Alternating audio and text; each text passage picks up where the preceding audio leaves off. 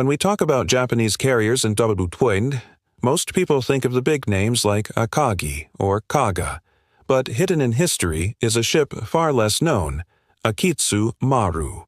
Unlike the famous fleet carriers, this one was operated by the Japanese Army, not the Navy. Yes, you heard that right.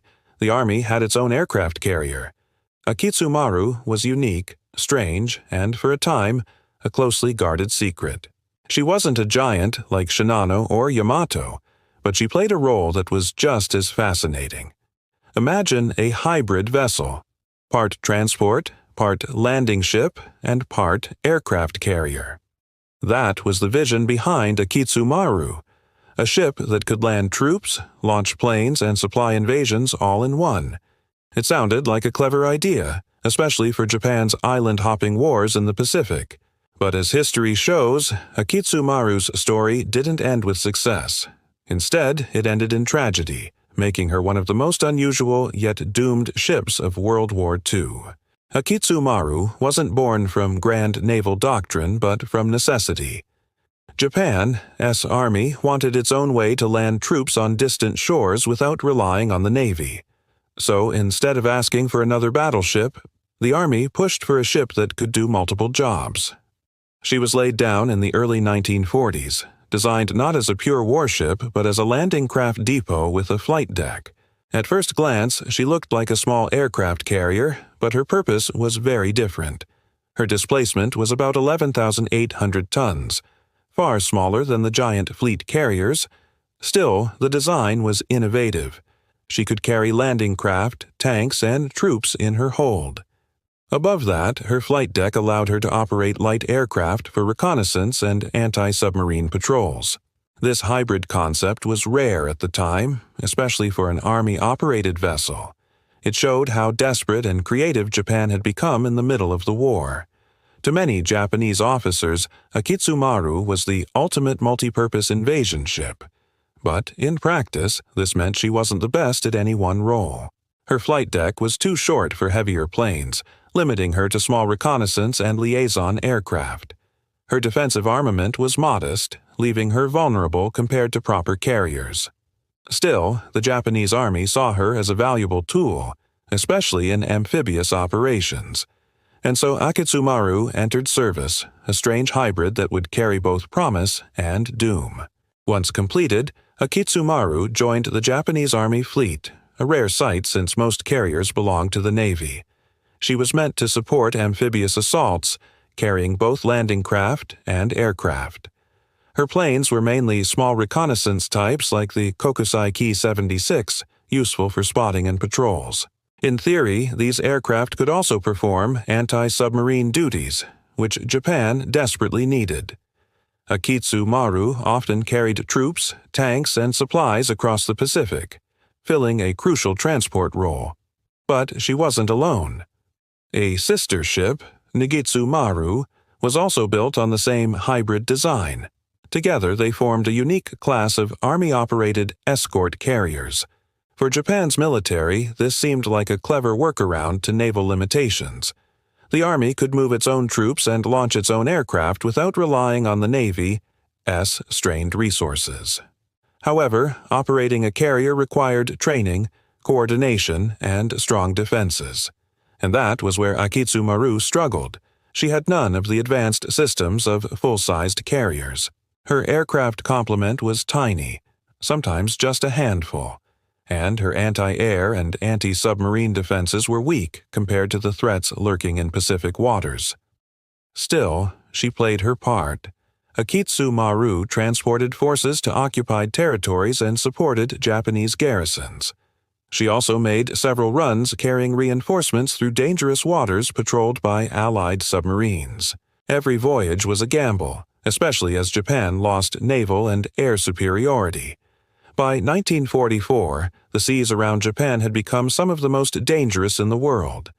Akitsu Maru's usefulness was clear, but so were her vulnerabilities. She wasn't built for direct combat, and every patrol posed a deadly risk. That risk would catch up to her soon enough, sealing her fate forever. By late 1944, Japan's situation was desperate. Supplies were running out and troop movements had become extremely dangerous. Akitsu Maru was assigned to transport soldiers and equipment to reinforce positions in the Philippines. The waters between Japan and the Philippines were swarming with American submarines. Each voyage was like threading a needle through an invisible minefield. Still, orders were orders, and Akitsu Maru set sail with a full load of troops and cargo. Her escorts did their best to protect her, but even destroyers struggled to detect stealthy submarines. On November 15, 1944, she departed from Japan as part of a convoy. Hundreds of soldiers crowded her decks and holds, unaware this journey would be their last. The seas were rough, but morale among the troops remained steady. Some joked about serving on a carrier, though it was unlike any they'd imagined. Below decks, Akitsu Maru carried landing craft and vehicles, packed tightly for transport. Above, her small flight deck remained mostly empty since few aircraft were available by this stage of the war. Her captain knew the risks. Allied submarines had already sunk countless Japanese transports, but confidence remained that the convoy might slip through unnoticed. The escorts zigzagged and scanned with sonar, hoping to deter any lurking subs. For a time, the voyage seemed quiet, almost too quiet. Sailors whispered about the growing danger with every mile. Even the officers admitted privately that a single torpedo could be disastrous. By mid-November, the convoy entered the East China Sea, one of the most dangerous waters for Japan. Unknown to them, a U.S. submarine was already on the hunt. USS Queenfish, commanded by Commander Charles Laughlin, had taken position along the convoy's path. The sub had been stalking Japanese shipping lines, waiting for the perfect target. When the massive silhouette of Akitsu Maru appeared, the crew of Queenfish knew they had struck gold. An unusual carrier-shaped vessel, heavy with troops and supplies, it was too valuable to let pass. And with that, the stage was set for Akitsu Maru's tragic end. In the early hours of November 15, 1944, USS Queenfish tracked Akitsu Maru's convoy silently from beneath the waves. Commander Laughlin carefully maneuvered into position, lining up the unusual carrier in his sights. At the right moment, he gave the order, torpedoes away. A spread of deadly steelfish raced toward Akitsu Maru, leaving white trails in the dark sea. Moments later, explosions ripped into her hull. The first impact tore open compartments deep inside the ship. The second and third detonations unleashed chaos, flooding her quickly. Troops packed in the lower decks never stood a chance, trapped as water rushed in. Panic spread across the vessel. Soldiers scrambled for lifeboats, but there weren't nearly enough. Akitsu Maru began to list sharply to one side, her flight deck tilting toward the waves. Escorts frantically dropped depth charges, trying to drive away the submarine. But it was too late. The damage had already doomed her. Within minutes, Akitsu Maru was sinking fast, bow dipping into the sea.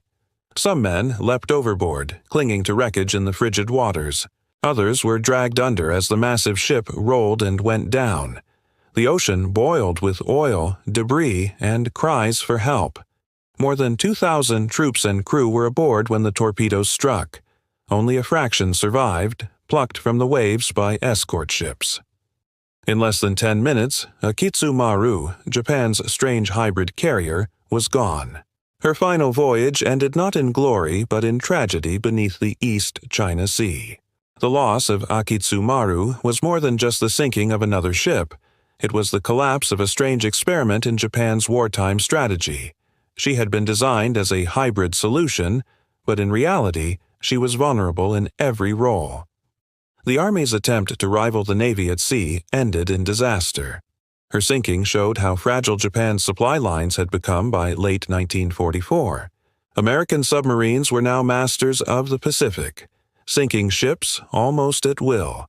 For the men aboard, Akitsu Maru was a final, tragic chapter in Japan's desperate struggle to hold its empire. For historians, she represents the risks of rushing untested concepts into war. A ship that looked innovative on paper was no match for torpedoes in the open sea.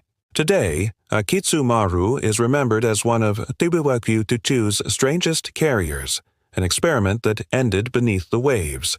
And that is the story of Japan's secret aircraft carrier that ended in tragedy, the doomed voyage of Akitsu Maru.